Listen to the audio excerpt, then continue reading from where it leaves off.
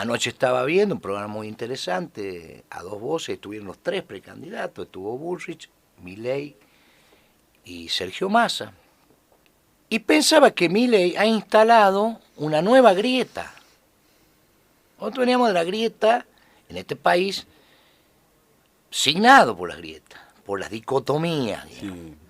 Y el éxito de Milei radica en haber conseguido instalar una nueva grieta, que suplanta a la que viene desde hace 15, 20 años. Y más también. Que era kirchnerismo, antikirchnerismo, o macrismo, antimacrismo, peronismo, antiperonismo. Bueno, él acaba de instalar instaló con mucha fuerza una nueva grieta, que esto es lo que complica a toda la política. ¿Cuál es esa grieta? La casta y nosotros. Eso dice Milei. Nosotros tenemos que pelear contra la casta en un modelo maniqueo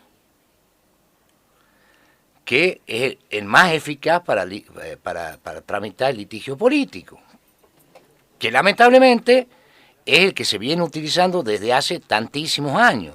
Y es muy simple. ¿Por qué es tan eficaz? Porque es simple.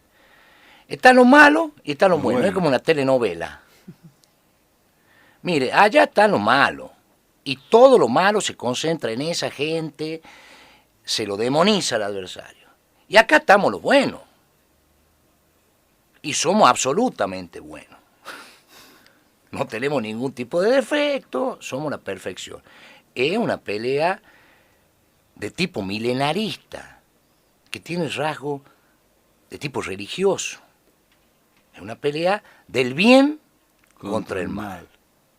Esto logró instalar Milei. ¿Quién es el mal, según Milei?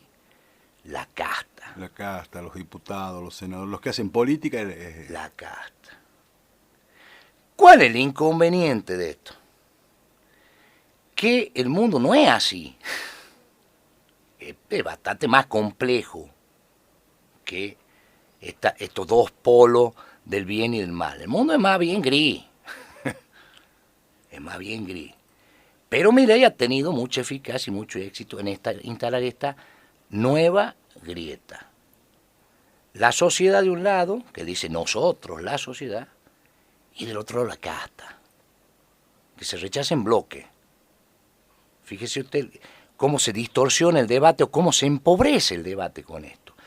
Hay una discusión muy álgida en torno al CONICET, por ejemplo, que Milei propone eliminar. Milei dice, eliminemos eso, son todos parásitos, no hacen nada, no producen nada. Y hay una reacción corporativa, obviamente, del CONICET, que dice, no, espere, acá se produce conocimiento, es una institución muy importante. Bueno, el bien y el mal. No se dice, podríamos revisar en el CONICET si son todo buenos en el CONICET. Si no hay posibilidades de que se revisen algunas cosas de gente, por ejemplo, que está cobrando ahí y que no debería estar cobrando. Pongo el CONICET porque yo conozco mucha gente que trabaja ahí, es muy meritoria y trabaja. Pero se evita cualquier tipo de matiz y se evita profundizar en detalle. Pasa con Aerolínea, pasa con ANSE, pasa con todo. Entonces Milei ha logrado rechazar en bloque y ahí se fortalece. Y a eso y la discusión no se matiza. A eso agregarle que la economía no lo ayuda al discurso de Milei, digamos. Bueno, si uno ve los resultados, que cada vez se avanza en mayor detalle, porque estamos permanentemente analizándolo a Milei y de dónde ha salido Milei, cuando en realidad hay indicios de que Milei crecía desde hace 4 años. Desde hace 4 años, digamos, ¿qué es Alberto Fernández? Alberto Fernández es un invento de Cristina Fernández de Kirchner para darle sobrevida a aquella grieta del kirchnerismo contra el macrismo. Grieta que estaba agotada o estaba semiperimida, ya iba hacia el ocaso para gestionar con eficacia el litigio político argentino, y encontró con una genialidad Cristina Fernández de Kirchner, dice, bueno, pongo este tipo, Alberto Fernández, que tiene un rostro más amable, menos grieta, y que no va a permitir capturar un electorado que está siempre en el centro. Más moderado para Bueno, hablar, así se presentaba, digamos. exactamente. ¿Qué pasó? Fracasó Alberto Fernández. Que eso le correspondía a Alberto Fernández, no a Cristina Kirchner. Y en ese vacío, en esa agonía, en esa larga agonía de la grieta kirchnerismo, antikirchnerismo, apareció este personaje. Donde vemos que es complejo analizarlo, dicen fascista, anarcocapitalista, o sea, hay una necesidad de rotularlo y no tenemos categoría para rotularlo al tipo. ¿Por qué? Porque es una cosa nueva, que no sabemos bien dónde se asienta. Lo que sabemos es que ha logrado instalarse con mucha fuerza y que ha desplazado en la PASO al que era el principal antagonista del gobierno nacional, que era Juntos por el Cambio, lo desplazó. Entonces Patricia Bullrich tiene que pelear para recuperar ese casillero, de principal alternativa ante el gobierno nacional. ¿Qué ha pasado en Argentina? Esto que está pasando tiene que tener un reflejo en cambios sociales que experimentó la Argentina. Bueno, por lo pronto nosotros tenemos casi la mitad de la economía del país en situación de informalidad. Que es lo que los movimientos sociales llaman la economía popular. Bueno, hoy hay después de las PASO hay la primera marcha, digamos, ¿no? De los comedores y demás. Bueno, la economía popular, que la gestionan, o deberían gestionarla, con estas organizaciones sociales, en las que el Estado ha delegado el asistencialismo a esos sectores. Que no es que no trabajen, porque también en esta tendencia al maniqueísmo, inmediatamente se descalifica, ellos son todos planeros. No, ahí hay gente que trabaja, que administra los comedores. Habla también que gente que parasita, sin duda. Pero una organización que gestiona eso, que el Estado no lo puede contener y lo contienen estas organizaciones sociales. Entonces, antes que juzgar hay que tratar de ver cómo se puede entender. Tarea para CONICET, ya que estamos. Yo no estoy en condiciones, no tengo las herramientas para eso. Bueno, en esa economía informal, Milei parece haber hecho un pie muy importante. Muy importante. Ha obtenido resultados. Fíjese que su candidato, que es el DIPI, en La Matanza, sí. En La Matanza, el corazón del kirchnerismo, ha salido segundo. Por encima de la candidata del movimiento Evita, sí, que era Patricia Colo Cubría. Bueno, entonces acá están pasando cosas que merecen un análisis más profundo, más allá de la opinión que uno tenga sobre Milei. Acá, en el Multimedio Ancasti, y personalmente, nosotros ya los juicios de valor sobre el personaje Milei ya lo hemos hecho. Y lo hemos hecho antes de las PASO. Ahora, bueno, todo el mundo se aflige por decir, bueno, que es un peligro, que el fascismo, bueno. Acá se dijo antes de que viniera esta ola. Y bastante antes se lo dijo. Economía informal. Hay una marginalidad que ha ido creciendo en Argentina, que el sentido común dice, bueno, la marginalidad son pobres.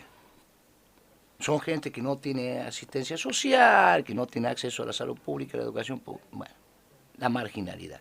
¿Es así? ¿No será más compleja la marginalidad? ¿No habrá jerarquía? ¿No habrá en este largo proceso de degradación social que sufre la Argentina un ecosistema nuevo que desconocemos, su composición, donde habrá pobres y habrá otros que no son tan pobres y habrá hasta ricos?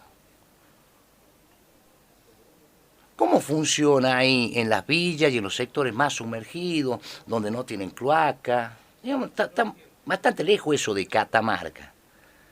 ¿Cómo funciona ahí? Los tipos no tienen instalaciones sanitarias, donde el líder es el dealer, donde están curas, los evangelistas, que por ejemplo están en contra del aborto. Bueno, ¿cómo funciona eso? ¿Qué composición tiene? ¿Cómo piensa esa gente? ¿No tendrá algo que ver que Milei haya hecho pie ahí?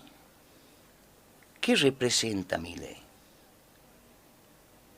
¿No estaremos ante la irrupción en el sistema político de esa marginalidad que se siente representada en Milei? Y de ahí la nueva grieta, que es la casta, que no está ahí, que tiene esos sectores como insumo electoral. Y esos sectores lo ven a este tipo, a este personaje, como una salida, o que no le importa. Eso, bueno, total, que estalle esto. ¿Y en qué me va a perjudicar a mí? Sí, se va a perjudicar. Más mal de lo que estoy, no claro, puedo estar. El que se va a perjudicar es el sector medio, es el tipo que vive del Estado, el tipo que tiene cobertura, el tipo que está adentro, ese se va a perjudicar. El sistema. Nosotros estamos afuera, ¿qué nos importa? Pregunta. Me decía ayer un amigo, dice, bueno, pues ¿sabes quién lo vota mucho? Mire, parece que hay como un sindicato, una organización ahí en Buenos Aires, que es de los muchachos que hacen delivery, la motito. Y eso lo votan, y eso viven, eso no están anotados en la AFIP y tienen que pagar impuestos, no viven. Ganan poco, ganan mucho, ganan bien, pueden vivir, pues no, ¿cómo es? Valdría la pena meterse e interesarse en eso. O sea, el voto que se habla del voto joven y demás, no es tan solo los jóvenes. No, digo, la tentación ¿cuál es? Ya hemos dicho, el voto bronca. El voto bronca, entonces la política se dedica a decir, che, bueno, perdónenos, ya vamos a cambiar, ya sabemos que la están pasando mal, que eso. Por ahí hay un sector que no penetra ese discurso. Será, digo yo, una irrupción de la marginalidad a la que habría que investigar cómo se compone. ¿Será la marginalidad esa vieja imagen que tenemos nosotros de pobres? ¿O hay jerarquía ahí? ¿O hay gente que vive bien en la marginalidad? ¿O hay un sistema de poder ahí que está irrumpiendo acá y se canaliza para entrar en el sistema institucional por este personaje Milei? Pregunta. Sí. Otra conversación que tuve analizando este tema de Milei. Anoche estuvo acompañado Javier Milei por su candidata a vicepresidenta, que se llama Victoria Villarruel. Es abogada. Abogada, hija de un militar. Bueno. Presidenta del Centro de Estudios Legales sobre el Terrorismo y sus Víctimas, que promueve lo que se llama memoria completa en contra de memoria, verdad y justicia. Sí. Bueno, ese sector de la memoria completa, se suponía que era muy minoritario. Bueno, no es tan minoritario. Este tipo con el que hablaba yo me decía, che, entre militares, viejos y en actividad, familiares de esos militares. Y bueno, parece que vos te pones a contar y hay unos 2 millones de tipos. En una elección que está por el hocico. Repito, esto no es un juicio de valor. No. Estoy diciendo, no habrá hecho Milei este trabajo que la política no ha hecho, de microanálisis de diferentes universos, y allí elaboró su discurso. Y entonces tiene un discurso para ese 1,000,000 y pico, 2 millones de personas, que son pocos, pero en una elección como esta no son tan pocos. Y si usted lo suma a la marginalidad, y son muchos. Y el tipo ha juntado 7 millones de votos. Digo porque todos estamos preocupados, ahora afligidos porque ha aparecido Milei, viendo de dónde va a sacar los votos Massa, de dónde va a sacar los votos Bullrich, cómo el sistema va a responder hacia eso. Y me parece que el sistema tenía varias tareas pendientes, que Milei capaz que Milei las hizo. Porque mientras nosotros hablamos de esto, sí es claro que la gente que está afuera mira a la gente que está adentro, y sobre todo a alguna gente que está adentro, y hay un nivel de ostentación que es obsceno. Entonces, y estamos acostumbrados a juzgar. La primera reacción es emitir un juicio de valor, es decir, Milei es un fascista, es un antiderecho. Está bien, ya está hecho el juicio de valor. Ahora, ¿por qué está el tipo ahí? ¿Por qué ha conseguido 7 millones de votos? Son 7 millones de antiderechos. Fíjese lo que hace la política. Dice, no, nosotros hablamos de Milei, no queremos referirnos a la gente que lo ha votado. No, refiérase a la gente que lo ha votado. Es que es tonta la gente que lo ha votado. Lo votó por sonsa. Porque tiene una capacidad, Milei.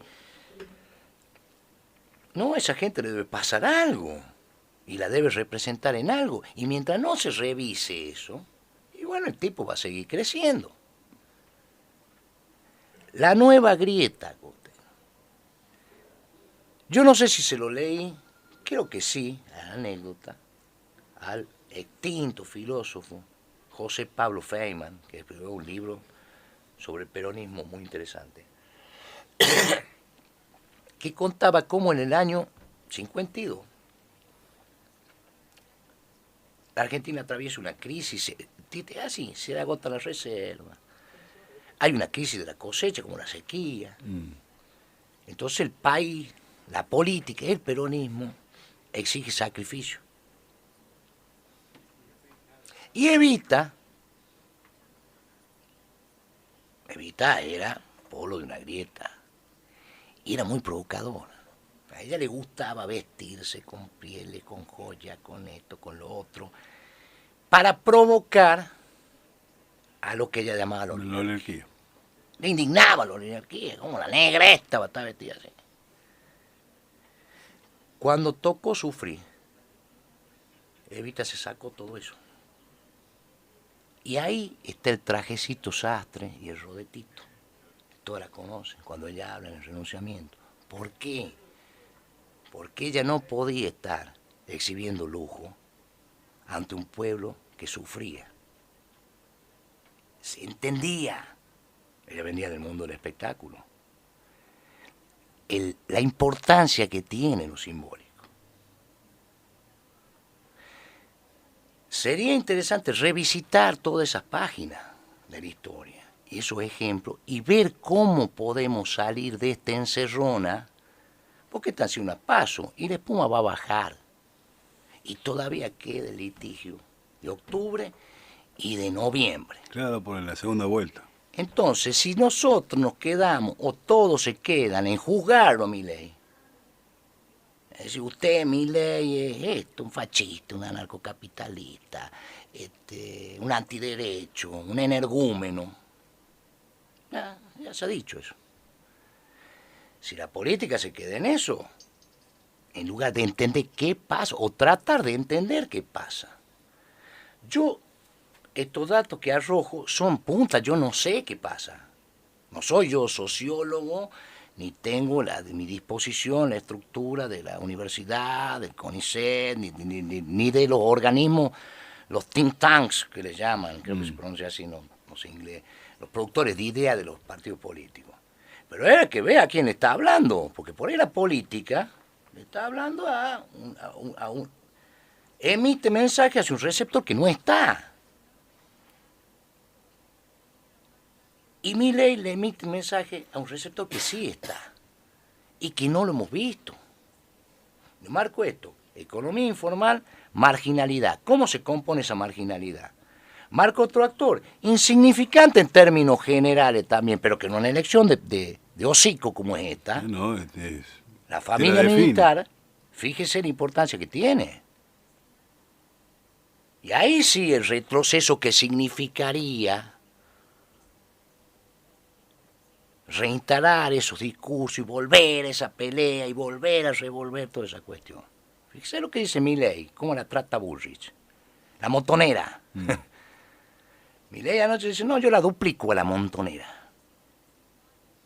Están peleando el mismo espacio.